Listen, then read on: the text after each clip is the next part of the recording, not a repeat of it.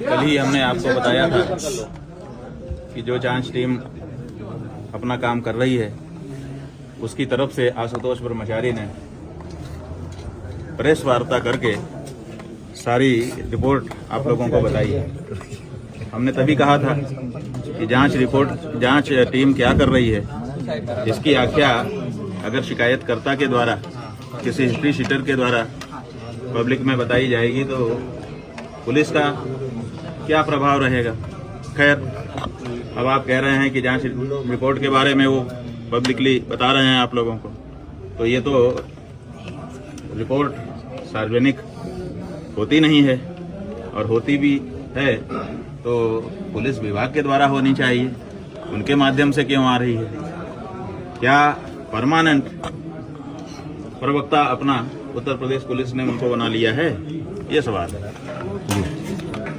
स्वामी जी, शीश महल और swimming pool की बात आ रही है, दिखाने की बात आ रही है, तो क्या आपकी तरफ से ऐसा कहा है कि गया? शीश महल और स्विमिंग पूल और दुनिया भर की जो बातें आ रही हैं, ये सब इस समय मौका है, तो जिसके मन में जो खुन्नस है अपने अपने वक्तव्य के माध्यम से वो निकाल ले रहा है। सच्चाई ये है, ये श्री विद्या मठ है, पूज्यपाद ज्योतिष पीठाधीश्वर एवं द्वारका शारदा पीठाधीश्वर जगतगुरु शंकराचार्य स्वामी स्वरूपानंद सरस्वती जी महाराज के द्वारा अपने गुरु जी की इच्छा को पूरा करने के क्रम में निर्मित कराया गया था। ईस्वी सन 1995 में इसका निर्माण हुआ और उसके बाद से ये मठ लोक कल्याण के कार्य निरंतर करता चला आ रहा है।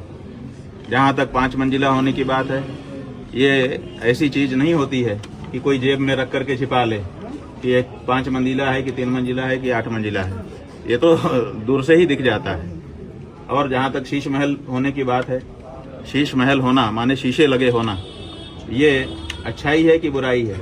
अगर हम किसी कमरे में बैठे हैं और उसमें शीशा लगा है, पारदर्शी है कि बाहर का व्यक्ति भी अंदर झांक सकता है, तो ये तो आश्रम के लिए एक अच्छाई होनी चाहिए कि यहाँ पर कुछ भी छिपा हुआ नहीं है।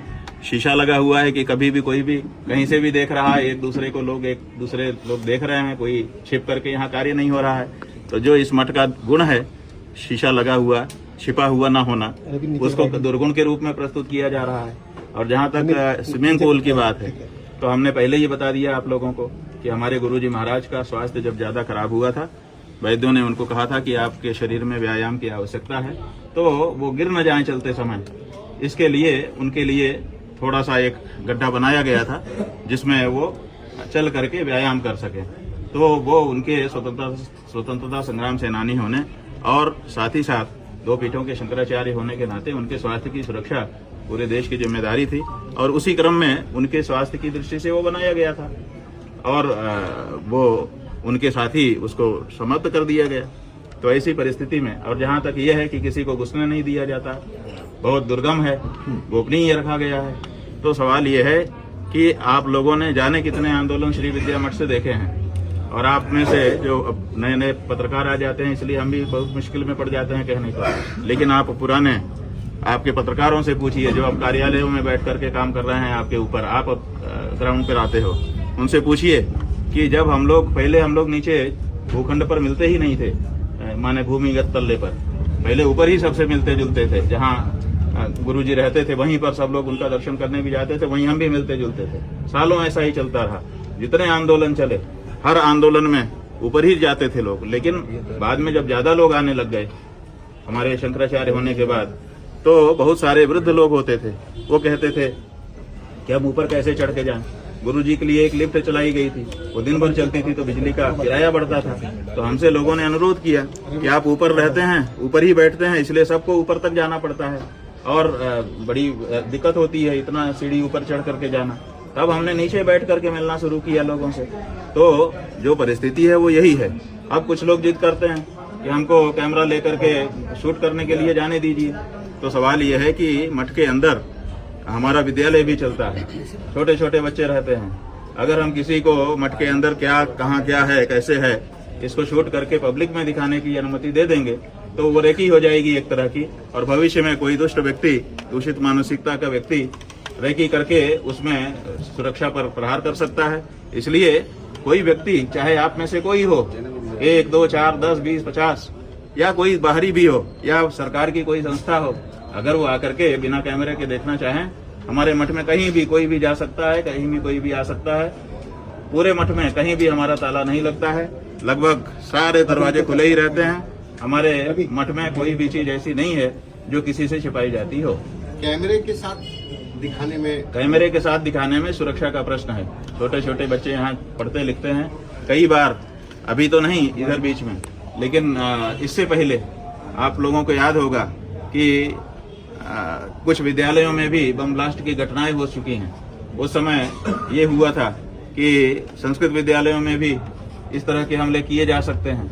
हम लोगों के पास सूचनाएं भी उस समय सरकार के यहाँ से भी आई थी कि आप लोग सावधानी रखिएगा, तो हम लोगों ने लोगों को सामान्य रूप से जाना वहाँ पर बंद कर दिया। इसके अलावा कोई और बात नहीं। एक सवाल ये है कि जो एक शिष्य है जो इस पूरे मामले में, उन्होंने कहा कि जून 2024 में आपके जो नरसिंहपुर परमहंसी गंगा आश्रम नरसिंहपुर में उन्होंने आपसे दीक्षा ली।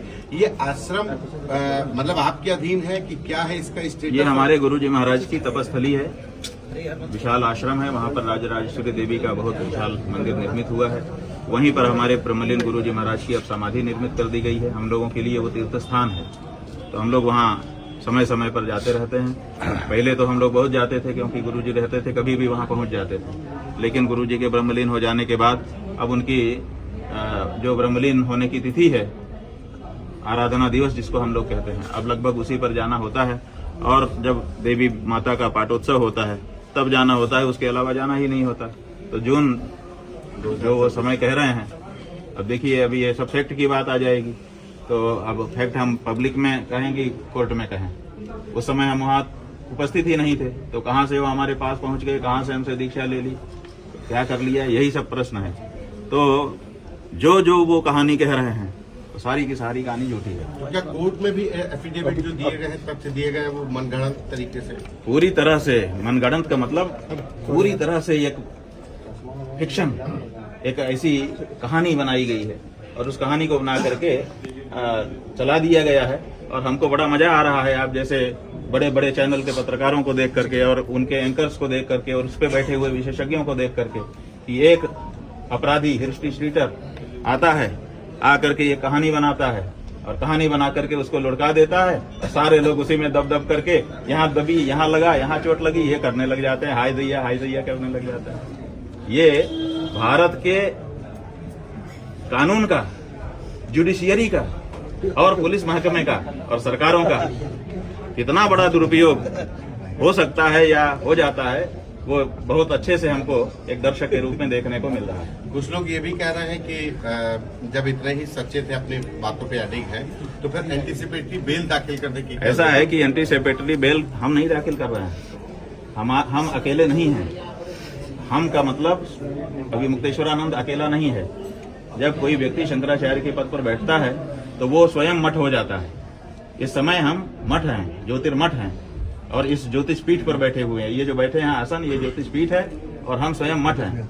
कौन से मठ? चलते फिरते मठ। माने जो हमारा ज्योतिर्मठ है वो तो उत्तराखंड में है, लेकिन उसको रिप्रेजेंट करते हैं। जहां हम जाते हैं ज्योतिर्मठ आया है, वहां के शंकराचार्य आए हैं। तो इसलिए हम एक संस्था हैं, तो हम संस्था को संरक्षित करने के लिए हमारा एक परिकर वर्ग होता है, तो परिकर वर्ग उसकी संरक्षा के लिए कार्य करता है। अब उनको ये है, अगर सब कुछ फेयर हो और